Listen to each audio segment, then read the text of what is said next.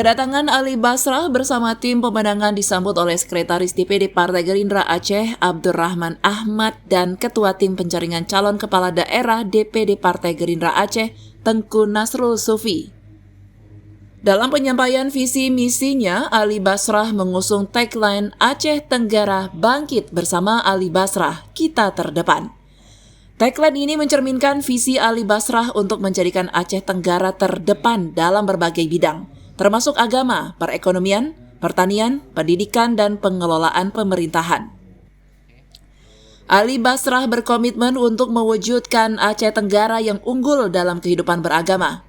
Ia menekankan pentingnya nilai-nilai agama dalam membangun karakter dan moral masyarakat.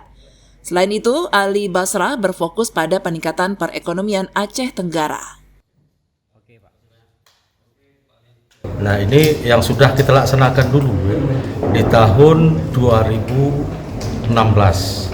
Nah, 2016 itu kita pertama ya di Aceh bahkan nasional ya menempatkan masjid itu adalah UPTD di bawah Dinas Syariat Islam.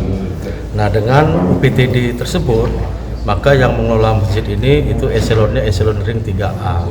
Nah, tentu ya ini sudah memenuhi syaratan kita alokasikan anggaran ya, salah satu anggarannya itu peruntukan gaji imam besar dan gaji wakil imam besar.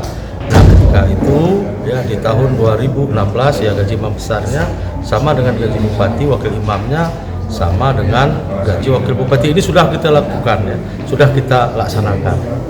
Nah, kalau kita terpilih ya tentu ya ini sedapat mungkin ya kita tingkatkan, kalaupun tidak ya benar-benar kita pertahankan gitu.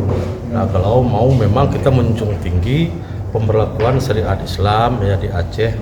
Ya, Aceh Tenggara adalah ya salah satu kabupaten ya yang harus menegakkan ya syariat Islam. Dirinya juga ingin memajukan sumber daya manusia di Aceh Tenggara, menciptakan masyarakat yang inovatif dan memiliki daya saing tinggi. Dirinya juga akan memprioritaskan pendidikan untuk menciptakan generasi yang berpengetahuan luas dan inovatif. Dari Banda Aceh, Tim Liputan Aceh TV melaporkan.